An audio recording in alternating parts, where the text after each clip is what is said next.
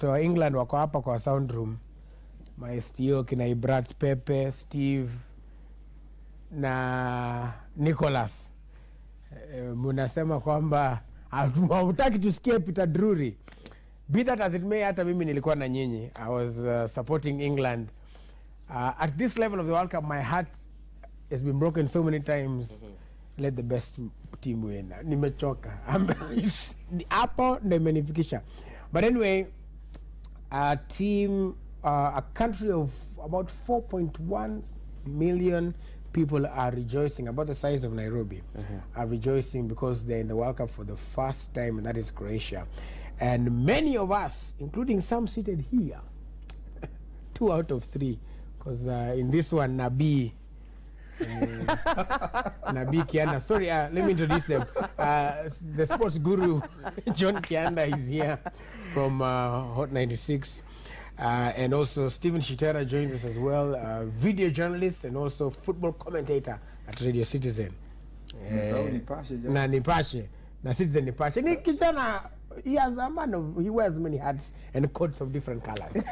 So Nabi Kianda and his tribes, yani jina, aliana kasema Croatia could pull a surprise. Alikuwa amecheza safe kidogo hapo, but ni sawa. Or they pulled a surprise in the last minute. Au Manzuchik na Perisic na Kianda Chik walikuwa wamesema tutakuwa sawa. Yes, na Super Siege. Tuache tuanze basi na Nabii. Mambo ilikuwaje jana? Unakumbuka ile video Croatia wakiworship kwa dressing room? Hiyo number 1. Number 2, Croatia were not under pressure to win this game. They were very settled, even when they conceded in the first half. Walikuwa wametulia tu. England had 1 shot on target the entire match, if I'm not wrong, on the second half. But when you see Jose Mourinho telling you that he wants to sign a player like Mario Mandzukic, he knows what he did at Bayern Munich, he knows what he did at Atletico Madrid, and what he's done for Juventus. His contract came to an end, if I'm not wrong. So he's an experienced player. Inafika a place in a big tournament like the World Cup, you just need experience.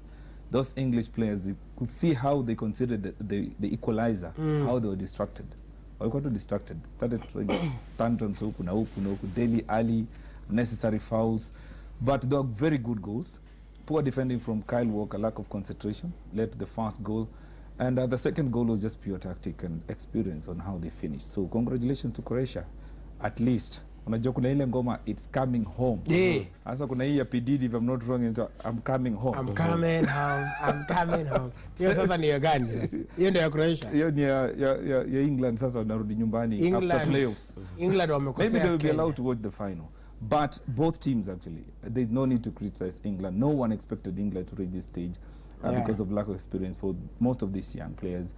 But I think Southgate will not be surprised like your title sir. Because every coach alifikisha England semi-finals anaitwa sir. So congratulations to England on a good stage. They've been beaten by a better team, but they gave their best. So they just need to stick together, maintain consistency, and we'll see them actually going far in the coming tournament. The Euro 2020 and the World Cup in 2022, they're actually a very talented squad. They are a very talented squad. Hapo nilisikia uchungu pale Harry Sugarcane although bado sahi huenda ataepuka na golden boot.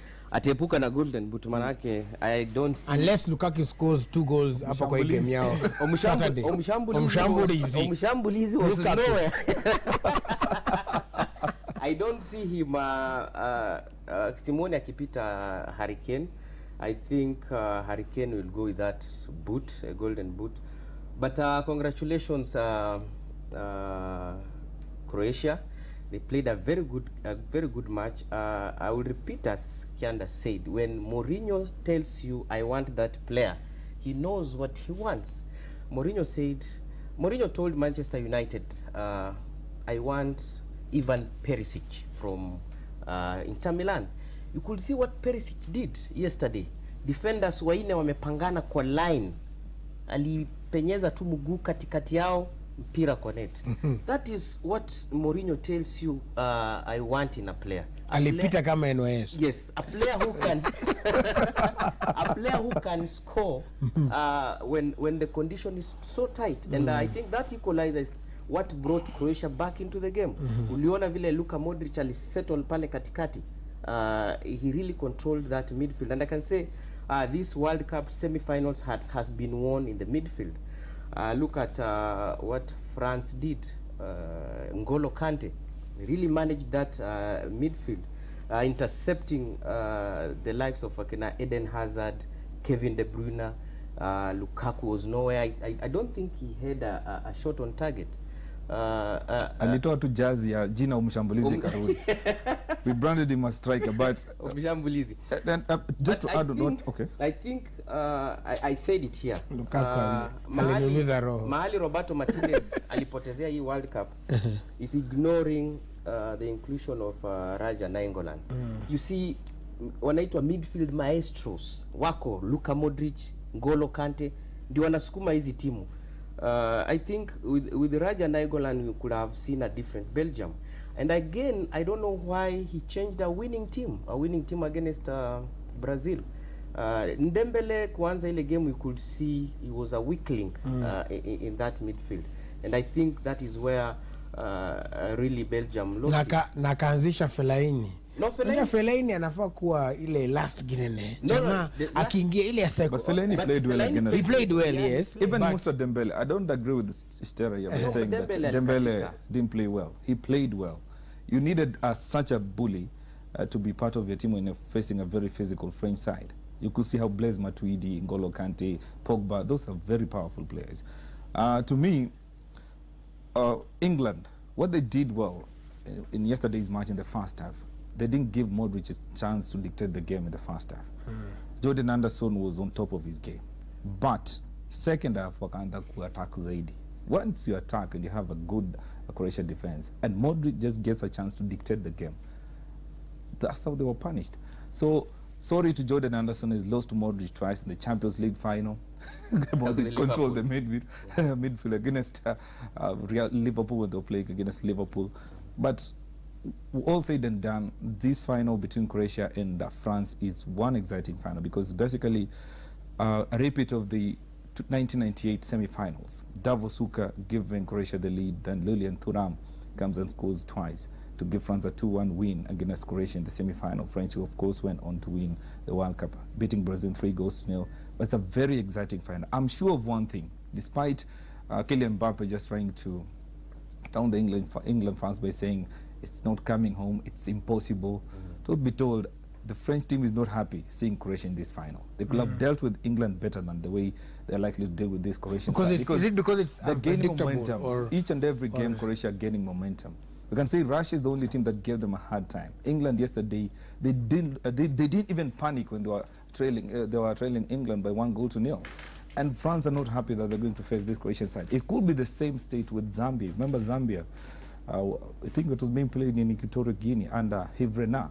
They were not the favorites, but that golden generation of Ivory Coast, I think they undermined Zambia. When a team reached the final, anything can happen. Portugal 2006, Greece versus Portugal in 2004. So as much as France look like they are the favorites to win this World Cup, no one should even underrate this Croatian side. They could just pull a surprise and win their first World Cup. And they before Shitera adds something, I don't know if are the highlights ready?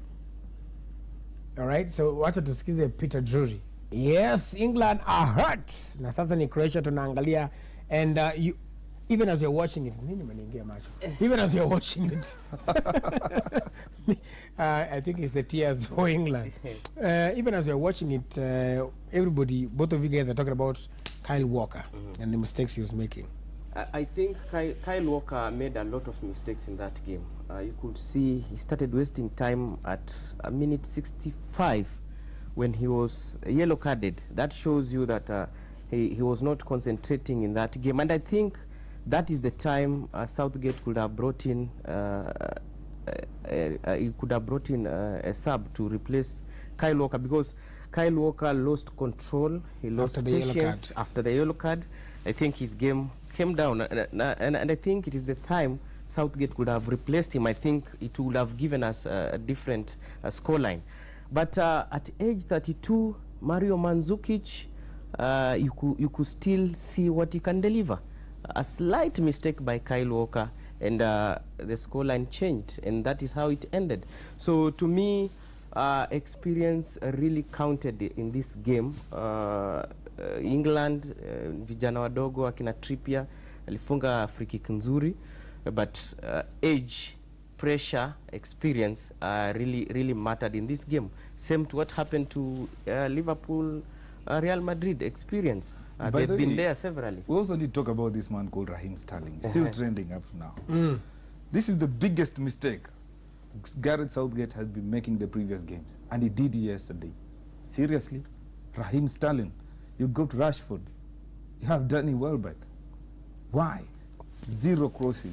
0 shots on target. hapo kwa Welbeck. Rashford. Welbeck. It's really neither here Why nor must it be there. rush flash? But Yeah, really, alisema seriously, he's all Raheem over them Sterling. like a rush. yeah, really, I the know. inclusion of Rashford really brought some life into. He could have started this game. into the game, and I think, as Kianda says, he could have started the game. Southgate would have read the mood of the Croatian players, and truly Sterling was a candidate for the first 11 in this game, but mpira ni ule ikishafanyika. Ndio, but unajua kufanya makosa si makosa. Kurudia kosa ndilo kosa kubwa. Ndio kosa. And we are praising Gareth Southgate for the good job he's done. And this To get World them Cup. to the semi-finals. To get them the semi-finals. Boss, lakini Raheem Sterling, everyone was talking about Raheem Sterling not starting. Was so, okay. Watch out of Man City on Same, alikuwa useless. But I think, And it's the same thing I complained about Joachim Löw with Thomas Muller. We saw the same thing. Rashford is a better finisher. He's quick and he's very accurate in front of the goal. You could see the last free kick.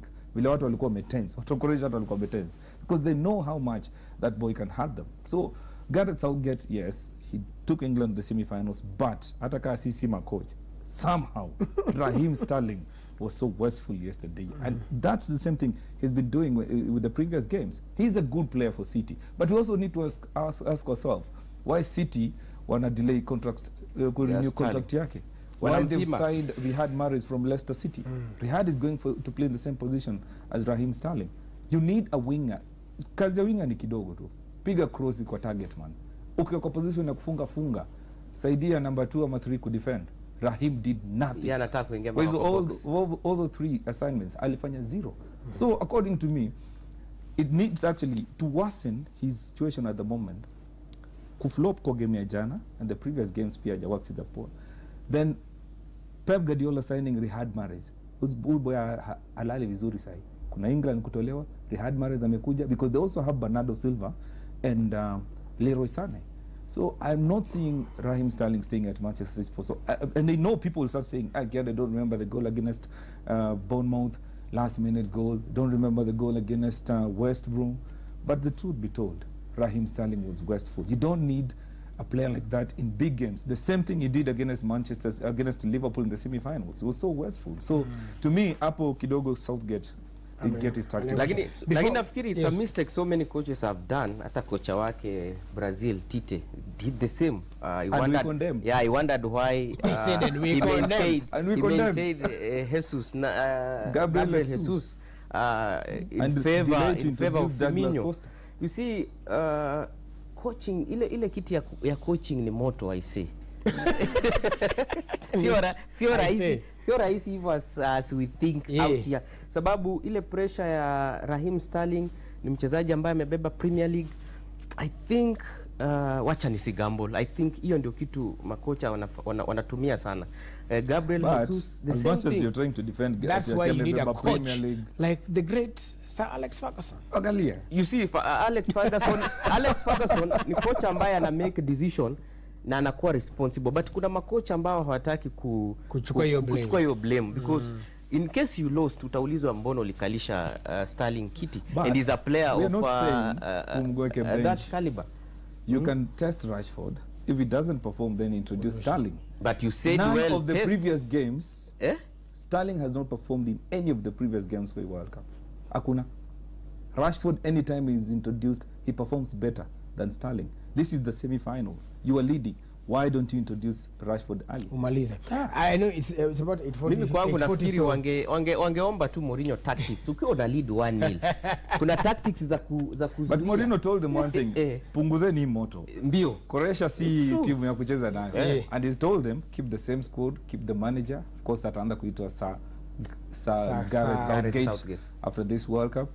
But at least they've done what Wayne Rooney failed to do, likes of Steven Gerrard, the likes of Ashley Cole, David Seaman, David Beckham. Hata hiyo wamefanya hiyo kitu. Wamefika semifinals. I know you have to go 8:40 but now so wanajitukana sana. Hot 96 pole sana. Just give us Jeff, if you are watching and listening, tafadhali Jeff Coinage na mzee Heavy J Baba of Hot 96, tafadhali atupatie tu comment yake ya mwisho. The finals, what do you see? What are your predictions for the finals? It's going to be a very tough game. A very, very, very tough game. Like the one, I've given an example. Portugal are the host of the Euro 2004. They played against Greece. Greece walikuwa kishinda tu 1-0, 1-0, 1-0. I think the only game they won 2-1 was against France in the quarterfinals. And they won 1-0 in the final. Portugal playing at home. France are the favorites to win this World Cup. But don't undermine Croatia because they have what it takes to win this World Cup. And from the look of things, this thing could just sail through hivi tu yende na washinde because they have a good defense, they have a good goalkeeper who's played against some of those players who are playing for the French national team because he's the Monaco goalkeeper. They have a midfield general and they're motivated slowly by slowly and they're improving each and every game. Not out of Belgium when I complain France didn't play well. I'd rather play against, I'd rather lose against Brazil than play against France in the final. You see, but again, it's a final. It can go anywhere. But I'm going for Croatia winning this World Cup. Yeah. All right. Before Shitera and before you leave as well, many people have been arguing. So Wakenya to support team gani? Kwa sababu wanasema France iko na the most African players rather na pia Croatia uliona kitu walitufanyia wakati walisimama na sisi wakati wa the unfortunate Garissa attack. So there's a question I was asked of why France continues to produce the best footballers and the percentage of Africans. Let's take a look at that as we release Johnny Nabiki and there are different players that have their roots in France and their roots in Africa as well. So kwa maana it's a very tough game ya Kenya kuchagua wenye watasupport. Nafikiri policy ya French I think ndio imezalisha what we are seeing now in Europe because the French policy during their colonization period ilikuwa assimilation. Wanakuchukua unakuwa mmoja wao, wanakufunza language, wanakufunza culture, so you are free even to move to France. I think that is the only difference between French colonization system na British, which was mostly direct and indirect. But back to football, French, Croatia, to me I will still go with the underdogs. I started Croatia. I started supporting an underdog, Ubelgiji. Why? It made me proud. Yes. Sababu kufika semifinali na nyinyi ni watu ambao mlikuwa hata mkwa mnahesabika World Cup ikianza. I think it's something to be proud of. And they had a 100% record until that 1-0 Umtiti goal. Yes, Umtiti. Jina funny sana. Jina la Kiafrika na hata ni la Kikenya. Huko Busia. Busia. Makoha Umtiti. Yes. Wanasema kuna Umtiti na Umtoto. Na Umtata. Waka na Umtiti sisi tuko na Ukia Umtata. So tuko na uhusiano. Yeah. So I'll go with Croatia. Why? They've showed to me why they need to win this World Cup by now. Pulling 2 goals from behind sio kitu rahisi against a team that is really determined to take the World Cup trophy home. France, apart from that set piece ambayo ilikuwa ni header from Umtiti, I think Croatia wanaweza waka upstage because ukiangalia ile midfield ya Croatia, to me it's superior to that of France, sababu Pogba sipokuwa ni wa Manchester United, sitaki kumwongelelea vibaya, lakini sijamuona kwa hii World Cup. Mchezaji tu ambaye nimemwona kwenye hii World Cup for France ni Blaise Matuidi, yes. N'Golo Kante, Olivier Mbappe. And why is it that who commentators due tumfundishe? Is it was Mbappe? ni Mbappe. Ni Mbappe. Ni Mbappe. Mbappe ni kijana mdogo 19 years. Anafikiri anataka ku prove to the world that age ama experience sio kitu. I can still do it, and you saw what he did to Belgium. Alikuwa anakimbiza sana kina Vertonghen pale nyuma na Alderweireld. Aliwakimbiza mbio sana. Nafikiri going into the finals, Croatia is a very solid team nyuma na pale katikati, sababu Luka Modric, Ivan Rakitic wakicontrol ile midfield kwenda mbele, the likes of wakina Perisic na Mandzukic. I think these are players these are players France will not want to hear. Yes. Because they are miaka inasonga kwao. I told you Mandzukic is 32. Yeah. But he's playing like a 19-year-old. Like very fast, almost like Mbappe. Like Mbappe. So they really need to watch out those 4 players: Mandzukic, Perisic, Modric, and Rakitic. Those are the players that will cause harm to France. It can go either way because mpira ni karata. 90 minutes ndio inaamua. But mimi I'll root for Croatia. Somebody else who's been rooting for Croatia is the president, who has been creating quite a star. And there's some of those pictures of her arrival. Ever since she touched down, she has been creating quite a star for them, and she's been there supporting them. Of course, those pictures courtesy of AP. She's been there supporting them and standing with them and riding on buses and meeting with the team and just out there with the team. Do you think that's going to play I mean, although tunaweza sema I play factor sana, manake nimesema ni 90 minutes, kumekuwa na presidents wamekaa hapo na timu yao imelose. Lakini huyu ni president ambaye amevuka mipaka. The presidents tumewazoea wanakaa kwa VIP, wanaangalia mpira.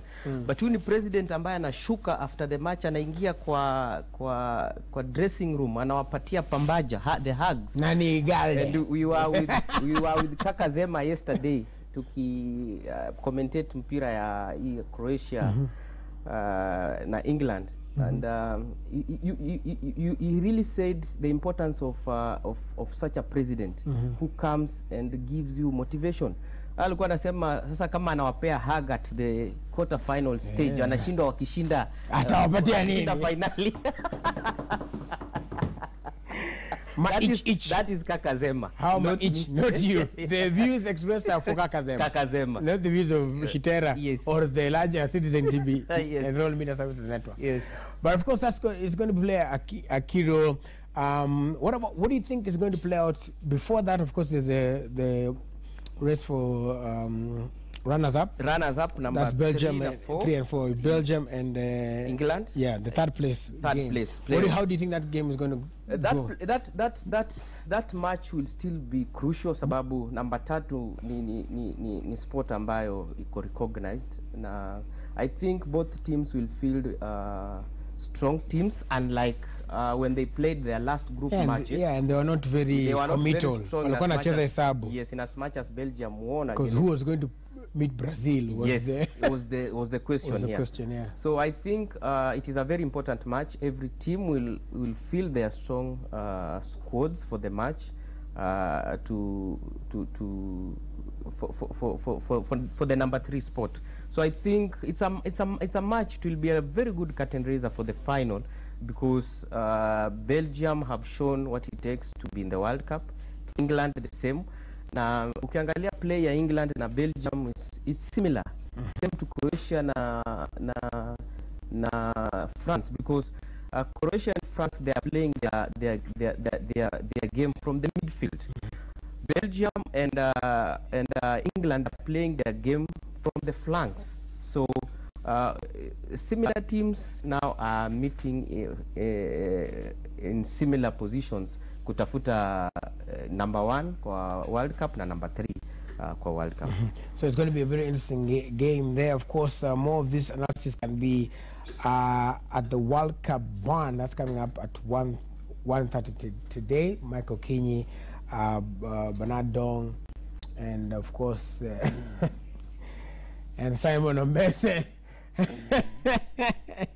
and Robert Karanja and the whole team, pamoja na Mukami Wambora, who has been doing a fantastic job in Russia as well. I saw a picture of her. If you don't follow it, at Mukami Wambora, amesimama hivi na anasema ukisimama hivi for more than 5 minutes before a big interview or a big game, you go into the game confident. So England, kwa sababu hamuna president wenye hapa, ama God bless the Queen, pengine mtafanya hivyo. France tutaona vile itakuwa, because there are many people who are going to be supporting France. It's going to be an interesting match as well. I was trying to get to see what it looks like in terms of the rankings hapa hivi as it stands.